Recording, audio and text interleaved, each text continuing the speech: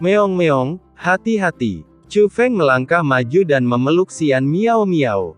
Miao Miao adalah sahabat Chu Feng di dunia bawah dan telah bersamanya selama hidup dan mati. Berbicara tentang keengganan untuk berpisah dengannya, Chu Feng juga sama enggannya untuk berpisah dengannya. Aku akan berlatih keras. Lain kali, akulah yang akan melindungimu. Setelah Xian Miao Miao mengatakan ini, dia melihat ke arah Xiao Yuer. Saudari Yuer, selamat tinggal. Sampai ketemu lagi, Kak Meo. Segera, Xian Miao Miao naik ke langit. Xiao Yuer juga melambaikan tangan dengan patuh. Tapi ketika Xian Miao Miao menghilang, Xiao Yuer menatap Chu Feng dan mengedipkan matanya yang besar dan penasaran. Kakak Miao Miao menyukaimu, kan? Tapi sebelum Chu Feng bisa menjawab, Xian Hai Xiaoyu buru-buru berkata, apa, kamu cemburu? Aku tidak akan cemburu. Aku juga sangat menyukai Sister Miao Miao, kata Xiao Yuer. Berhentilah berpura-pura menjadi Xian Hai Yuer, apakah kamu hanya menyukai saudari Miao Miao dan bukan saudaraku Chu Feng? Tanya Xian Hai Xiaoyu. Saudaraku, kamu berbicara omong kosong, hati-hati aku merobek mulutmu. Xiao Yuer cemberut dan mengangkat tinjunya. Oke, ketika kamu menyangkal bahwa kamu menyukai saudara Chu Feng. Dalam hal ini, saudara Chu Feng adalah milikku. Xian Hai Xiaoyu memeluk Chu Feng dan dengan sengaja mengusap kepalanya ke pelukan Chu Feng. Melihat hal ini, Xiao Yuer segera mengambil tindakan untuk menarik Xian Hai Xiaoyu dari pelukan Chu Feng. Brengsek, menjauhlah dari kakak.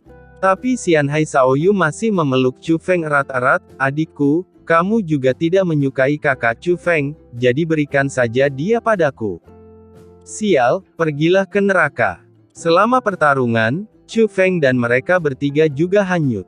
Tapi Xian Miao Miao sebenarnya tidak membuang muka, dia berdiri di kehampaan tidak jauh dari situ.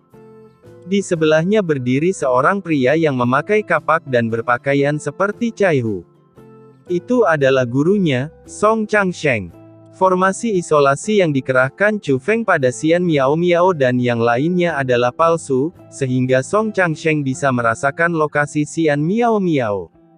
Xian Miao Miao juga menggunakan cara khusus untuk menghubungi Song Changsheng. Jadi Song Changsheng sudah mengikutinya sejak lama. Mereka baru saja mengatakan bahwa Taiko yang menciptakan tanah itu. Song Changsheng bertanya. Meskipun Song Changsheng sangat mampu, dia tidak dapat melihat situasi Chu Feng dan yang lainnya setelah Taiko menciptakan Dao dan menyegelnya. Saya tidak tahu bahwa Taiko Creation Ground telah dibuka. Xian Miao Miao juga memberi tahu Song Changsheng tentang situasi spesifiknya. Meong-meong, tidak ada dewa di dunia ini, yang ada hanya pejuang dengan tingkat kultivasi yang lebih kuat. Tidak peduli betapa misterius dan tak terduganya tempat penciptaan kuno itu, tempat itu juga diciptakan oleh para kultivator bela diri.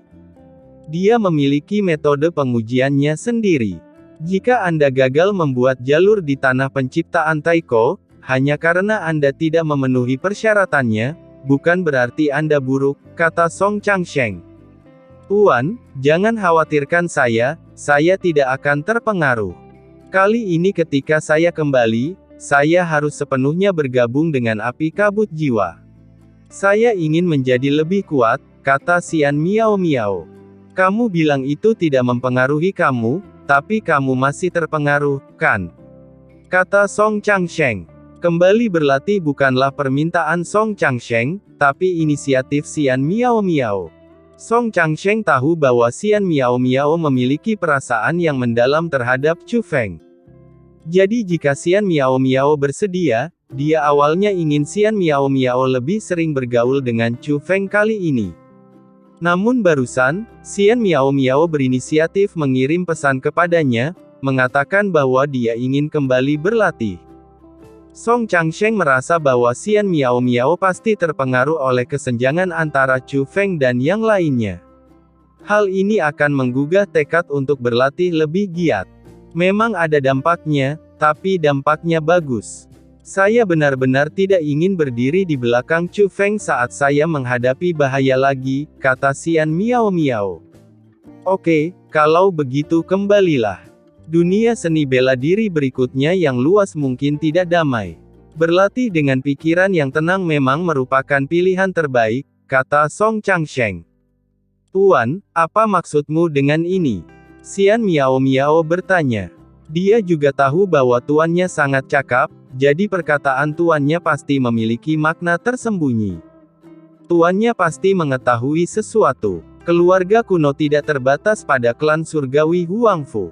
Mereka perlahan-lahan melepaskan diri dari belenggu mereka, melarikan diri dari kedalaman bumi, meninggalkan berbagai reruntuhan, dan akan benar-benar hidup berdampingan dengan kita, kata Song Changsheng. Orang-orang dari klan surgawi Huangfu sangat memusuhi kami. Apakah ini juga terjadi pada klan surgawi kuno lainnya? Akankah keluarga kuno berperang dengan kita? Xian Miao Miao bertanya. Itu mungkin. Tapi kesampingkan keberadaan kuno dan ketidakpastian semacam ini. Seniman bela diri kontemporer juga sangat gelisah. Dunia seni bela diri yang luas ditakdirkan untuk membawa perubahan lanskap yang belum pernah terjadi sebelumnya. Tapi itu tidak ada hubungannya denganmu. Itu ada hubungannya dengan Chu Feng, kata Song Changsheng. Chu Feng, apakah itu istana suci 7 alam? Tanya Xian Miao Miao. Bukan hanya dia, tapi kamu tahu temperamennya. Sekalipun dia bisa selamat, jika sesuatu terjadi pada teman-temannya, akankah dia hanya duduk diam dan tidak melakukan apa-apa? Tanya Song Changsheng. Mungkinkah sesuatu akan terjadi pada klan ikan Xianhai? Tanya Xian Miao Miao. Tidak ada gunanya memberitahumu sekarang, kamu sebaiknya berlatih keras saja. Saya tidak akan membantu Chu Feng.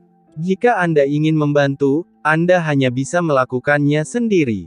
Tapi kamu benar-benar tidak bisa membantunya sekarang, kata Song Changsheng. Iya, Xian Miao Miao mengangguk.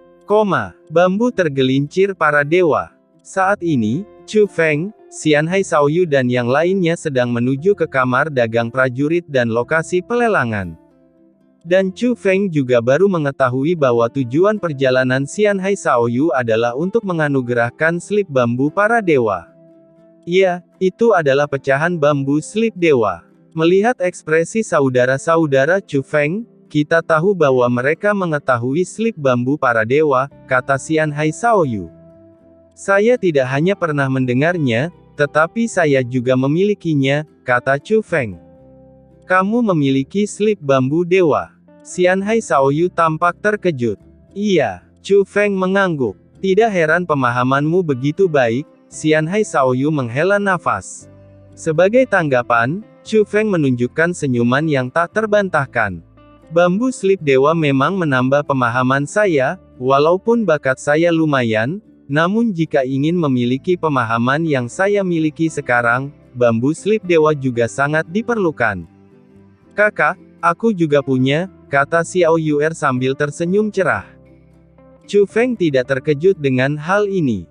Dengan identitas seperti Xiao Yuer dan Xianhai Shaoyu, sebenarnya wajar jika mereka memiliki bambu slip of the gods. Jadi Chu Feng memandang Xianhai Shaoyu, saudara Shaoyu pasti memilikinya juga. Tapi Xianhai Shaoyu segera menutupi hatinya dan menunjukkan ekspresi menyakitkan, hatiku sakit. Xiao Yuer tersenyum lebih cerah lagi, saudaraku, dia tidak memilikinya. Karena dia tidak memilikinya maka dia terobsesi dengan slip bambu dewa.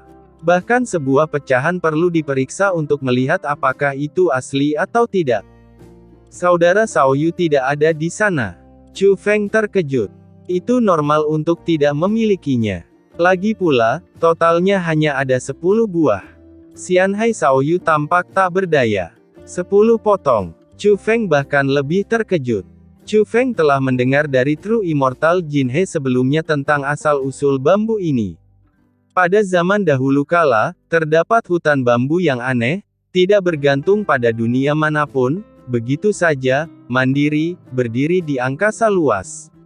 Yang terpenting rahasia pencak silat itu benar-benar terekam di hutan bambu itu.